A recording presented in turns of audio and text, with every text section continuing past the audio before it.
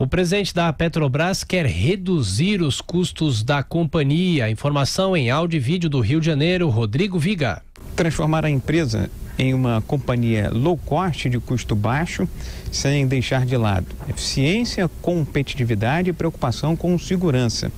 Essa é a meta do novo presidente da Petrobras, Roberto Castelo Branco, que nesta quinta-feira falou aos jornalistas pela primeira vez em uma entrevista coletiva para dar detalhes sobre o resultado financeiro bilionário do ano de 2018. A Petrobras teve um lucro líquido no ano passado de quase 26 bilhões de reais. É o melhor resultado desde 2011 e o primeiro lucro em 4 anos, desde o início das investigações da Lava Jato, que atingiram em cheio a petroleira brasileira.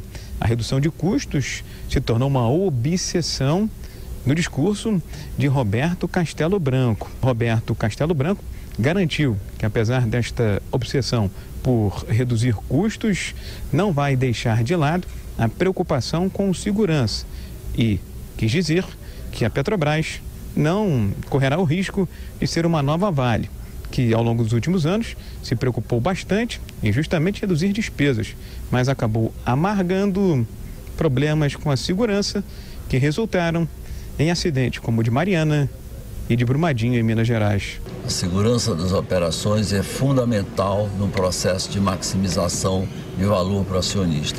Um acidente grave pode não só acarretar perdas enormes, a história da indústria de mineração e da indústria do petróleo mesmo mostra isso, como até ameaçar a sobrevivência de uma empresa. O novo presidente da Petrobras disse ainda que a empresa vai continuar pagando dividendos mínimos aos acionistas até que o ciclo de recuperação seja totalmente concluído, o que ele estima que possa acontecer no prazo de 2 a 3 anos.